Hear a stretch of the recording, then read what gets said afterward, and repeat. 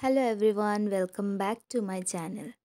তো আজকে আমি তোমাদেরকে দেখাবো বৃন্দাবন ধামের কিছু ভিডিও। আমি গিয়েছিলাম বৃন্দাবন ধামে মে মাসে। তো তখন আমি ভিডিও করে রেখেছিলাম যাতে আমি তোমাদেরকে পরবর্তীতে দেখাতে পারি। তো এখানে যে যে তোমরা ভিডিওটা দেখছো সেটা হচ্ছে গোকুল ধামের ভিডিও, মথুরাতে যেটা রয়েছে। তো এখানে বলা হয় যে শ্রীকৃষ্ণ নিজের ছোটোবেলা এখানেই কাটিয়েছে।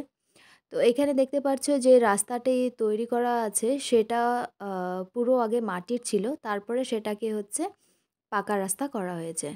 তো নিচে যেগুলো দেখতে পাচ্ছ পাথর রাখা আছে, সেই পাথরগুলোতে সবার মানে যারা যারা মানত করে সেখানে এই পাথরগুলো দিয়ে যায়। সেই জিনিসগুলোই আমাদের সাথে মানে গাইডটা যে ছিল সে বোঝাচ্ছিল। তো এখানে দেখতে পাচ্ছ এই মন্দিরটার ভেতরে ভিডিও ক্যামেরা করা আম নিষেধ ছিল, যার জন্য আমি ভিডিও করতে পারিনি। তো তারপরে এখানে এখনও গোকুলধামেই আমরা ছিলাম তখন আ কারই এটা ভিডিও।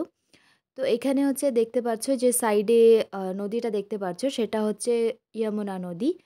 এখান থেকেই বলা হয় যে শ্রীকৃষ্ণকে মাথায় করে নন্দ বাবা নিয়ে এসেছিল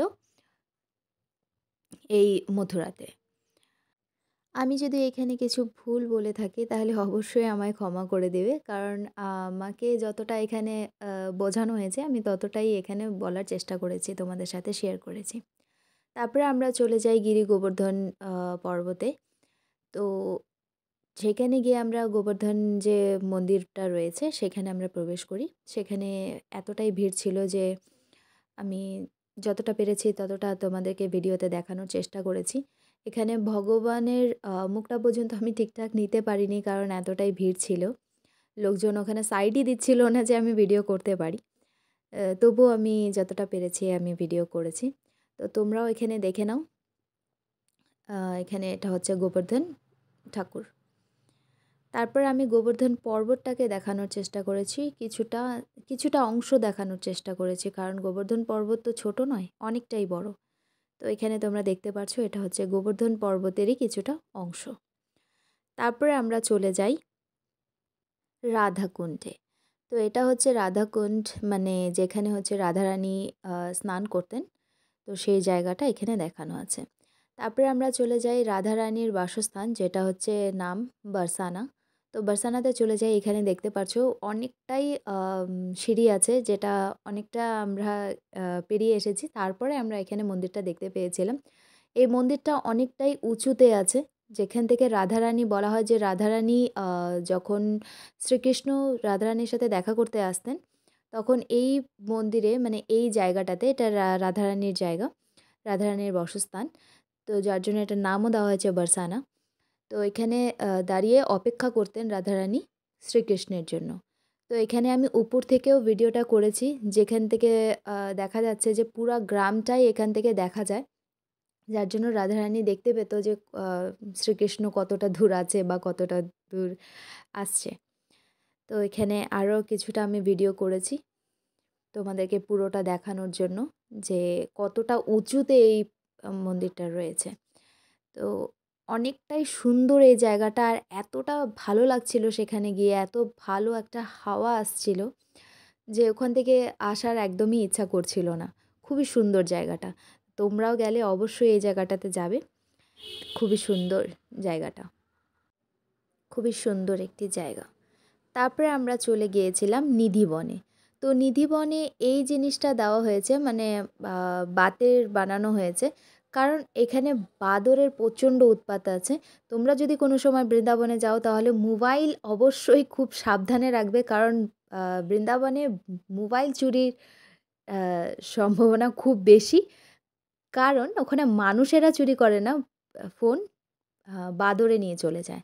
তো এটা হচ্ছে নিধির বন, যেখানে বলা হয় যে এই যে এই গাছগুলো আছে, এটা হচ্ছে তুলসী গাছ, যেটা ৫,০০০ বছর পুরানা। কিন্তু নিচে দেখলে পরে মনে হয় যে গাছটা মরে গেছে, কিন্তু উপরে এখনও সবুজ পাতা রয়েছে। তো এটাও নিধিবনেরই একটা জায়গা, যেখানে হচ্ছে সবাই মিলে ডান্স করছিল, কারণ বলা হয় যে শ্রীকৃষ্ণ এখানে এখনও এসে লীলা করে। তো এই জায়গাটা হচ্ছে ইস্কন মন্দিরের বাইরে ছিল, যেখানে হচ্ছে ভক্তরা গান করছিল ঠাকুরের ইসে রেখে, মানে ঠাকুরকে রেখে। তো এখানে দেখতে পাচ্ছ সেটা। তারপর এটা হচ্ছে ইস্কন মন্দির, যেটা পুরোটা দেখাচ্ছি আমি ভিডিওতে। তো এই পুরোটা হচ্ছে ইস্কন মন্দির, ভেতরটা খুবই বেশি সুন্দর, কিন্তু ভেতরে ভিডিও করা অ্যালাউ নেই, তাই আমি বাইরেটাই তোমাদেরকে ভালো করে ভিডিও করে দেখানোর চেষ্টা করেছি। তো এখানে ভক্তরা গান করছিল। এখানে সবাই এসে, কিছু মানুষ ছিল যারা পেছনে দাঁড়িয়ে ডান্সও করছিল, সেই ডান্সগুলো আমি নিতে পারিনি। তো তোমরা সেটা এনজয় করো। তারপর আমরা চলে যাই প্রেম মন্দির। তো প্রেম মন্দিরের কথা হয়তো যারা বৃন্দাবন এর কথা শোনে, তারা সবসময় প্রেম মন্দিরটাকে সবার আগে শুনে থাকে। কারণ প্রেম মন্দিরটাতে সব কিছু জিনিস আর্টিফিশিয়ালভাবে, মানে পুরো বৃন্দাবনে যেগুলো আছে সব কিছুই এই প্রেম মন্দিরে ছোট ছোট করে দেখানো আছে। তো এই প্রেম মন্দিরটা অ্যাকচুয়ালি কোনো মন্দির আগের থেকে তৈরি ছিল না, যখন বৃন্দাবন মানে যখন ভগবান ছিল আর কি। এটা পরে তৈরি করা হয়েছে যাতে সবাই এসে এখানে আর্টিফিশিয়ালি যে জিনিসগুলো বৃন্দাবনে রয়েছে সেগুলো এসে দেখতে পারে। তো এখানে দেখতে পাচ্ছ, এটা গিরি গোবর্ধন যে পর্বতটা যে আছে সেটা হচ্ছে এখানে দেখানো হয়েছে। পুরো এগুলো সব কিছু আর্টিফিশিয়াল, এগুলো কোনো কিছুই আগের থেকে তৈরি করা না। তো তারপরে আমরা চলে গিয়েছিলাম কেদারনাথ মন্দিরে। এটা সেই কেদারনাথ না, উত্তরাখণ্ডের কেদারনাথ না, এটা ওখানকার কেদারনাথ মন্দির। বলা হয় যে শ্রীকৃষ্ণ নিজের বাবা মাকে চারধাম যাত্রাতে নিয়ে যেতে পারেনি, তার জন্য হচ্ছে নিজে সব ভগবানকে এখানে ডেকে এনেছিল।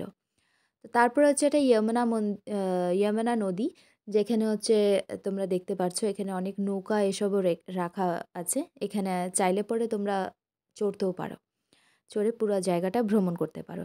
তারপর এখানে কিছু ফটোজ আছে, যেটা হচ্ছে আমি তোমাদেরকে ভিডিও করে দেখাতে পারিনি, যার জন্য আমি ফটোগুলোকেই এখানে কোলাজ করে তোমাদেরকে দেখানোর চেষ্টা করেছি যে ওখানে আরও কী কী রয়েছে। তো তোমরা এখানে দেখতে পাচ্ছ সেই সব ভিডিওগুলো।